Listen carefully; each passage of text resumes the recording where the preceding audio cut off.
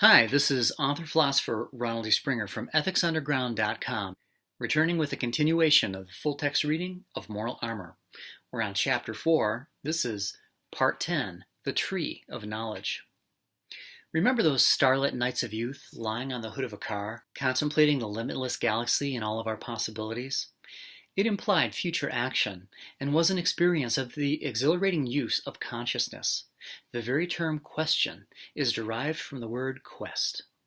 Those nights should have followed us into adulthood. We get so involved in our routines that little energy is left to contemplate what we are all doing here. Topics concerning the universe, social movements, and the boundless power of our minds can stem into anything, and most people haven't taken the time to understand the root of it all. The magnificent complexity of our civilization provokes thoughts that can branch off in countless directions. Most believe that every mind creates its own reality, that every branch of life has its own tree, and then it's too overwhelming a task to investigate them all. But how much simpler would it be if all branches led to the same trunk? All sound concepts begin grounded in the axioms of existence itself, and consciousness as the faculty of perceiving existence. These concepts are not different for individual people. They are valid and useful for anyone who picks them up. We all use the same dictionaries as they all condense data about the same world.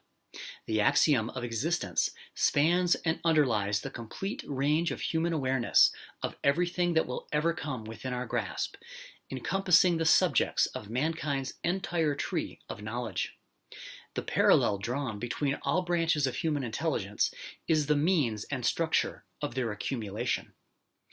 As all limbs of a tree are of similar form, so grows our mental structure and the information it contains, all in this pattern of genus and differentia. If you zoom in, you'll notice that one branch is medicine, while another might be plumbing. Zoom in even closer, and you'll see a detailed account of a limb or of a circulatory system, how it works, what helps or hinders it, and how one repairs its internal and external maladies. While higher concepts of one branch save individual lives, concepts of the other make it easier to live those lives by feeding electricity, gas, and water to all human establishments. Zoom in on the other, and its branches reveal the technical intricacies on the space shuttle, in complex machinery, in our homes, businesses, cars, and hospitals. Other offshoots, such as law on the branch of politics, protect our freedoms and make life worth living. All branches of knowledge, as all branches of a tree, live dependent on their trunk, and any separation means death for the limb. It is the trunk, which is rooted in the ground, that gathers nutrition and provides the living energy to expand and reach new heights. In other words, any disconnection from existence invalidates a concept. Healthy, valid concepts all serve the same ultimate purpose, providing data on which men can act. Each branch is held and furthered by the men who harbor that specific interest. There is no central location for the entirety of mankind's knowledge. The knowledge exists by grace of the specializations of every human being. We all build a knowledge tree, tailored to our own specific interests. The stability and worth of our tree depends on how deeply our roots delve into the soil of existence. Building the tree. Our epistemological structure is the father of all scientific classification. If you remember from biology, the animal kingdom is classified by the following tree: kingdom, phylum, class, order, family, genus, species. The intention of this method, of course, is to integrate data into a single whole. The act of gathering, validating, and placing knowledge along this chain is integration. From any point on this tree to any other, a chain is formed. At any time, you should be able to see where you came from, where you are, and where you are going. This should be true for any tree you amass on any subject.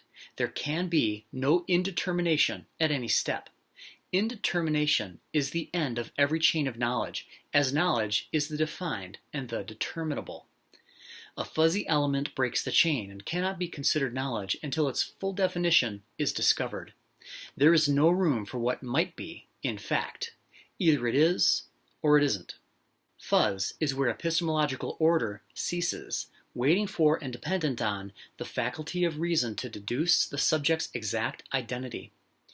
Identifying the missing links in one's life and taking the steps to acquire them is the progress required of every volitional consciousness. A self-made rational man does not accept approximations into his epistemological chains, only at the non-useful, as of yet, ends. His judgment is based on sound reasoning, considering all of the elements necessary to draw conclusions. He is thorough in life in order to thoroughly enjoy it. A step-by-step progression of logic is the convincing factor, the only means to conviction. The development of conviction is the road to intransigence, led by the practice and automation of leaving no stone unturned in the validation of every premise. Well, that's all for now. Next up, we'll explore the role of the subconscious. Click subscribe and leave a thumbs up if you'd like to help wipe out moral confusion fast with nature's moral armor and make the world a better place. Please leave comments or questions and I'll be glad to explore these topics further with you. Thanks for watching. See you next time.